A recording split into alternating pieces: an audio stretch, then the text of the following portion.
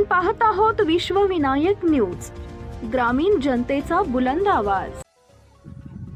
मागील 15 दिवसाखाली 8,500 ते 9,000 रुपयांपर्यंत पोहोचलेला तुरीचा भाव सध्या 6,500 ते 7,000 रुपयांपर्यंत घसरलाय।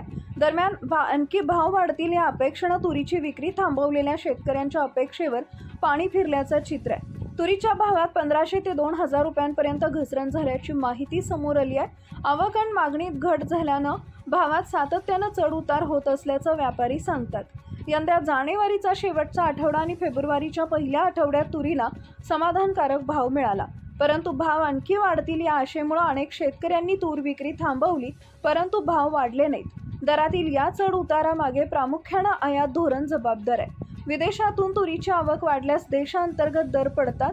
जिल्ह्यात लाल आणि सफेद तूर उपलब्ध होते, त्यात सर्वाधिक लाल तुरीला मागणी असते। परिणामी बाजारात चांगल्या प्रतीची तूर न आल्यानं भाव मिळू शकला नाही। भाव मिळाला नाही। सोलापूर येथील श्री सिद्धेश्वर कृषी उत्पन्न बाजार समितीमध्ये उत्तर सोलापूर, दक्षिण सोलापूर, बार्शी, मंगळवेढा, अक्कलकोट, मोहोळ आदी भागातून तुरीची आवक होते। याशिवाय दरात वाढ झाल्यानंतर कर्नाटक, मराठवाड्यातील तुरीची आवक सोलापुरात होते। सर्वाधिक दर सोलापूरच्या बाजारात तुरीला मिळतोय। बाजारातील अनिश्चितता आणि तुरीच्या दरात झालेली अचानक घसरण यामुळे शेतकऱ्यांचं मोठं नुकसान झालं आहे। गत महिन्याभरात तुरीच्या दरात झालेली चढउतार शेतकऱ्यांची चिंता वाढवणारी ठरली आहे। आता साठा करून ठेवलेल्यांची चिंता वाढली आहे। मागील काही दिवसांपासून तुरीच्या भावात सातत्यानं चढ उतार होत आहे। 8,500 ते 8,700 रुपयांपर्यंत पोहोचलेला भाव सध्या 6,500 ते 7,500 हजारांवर आलाय।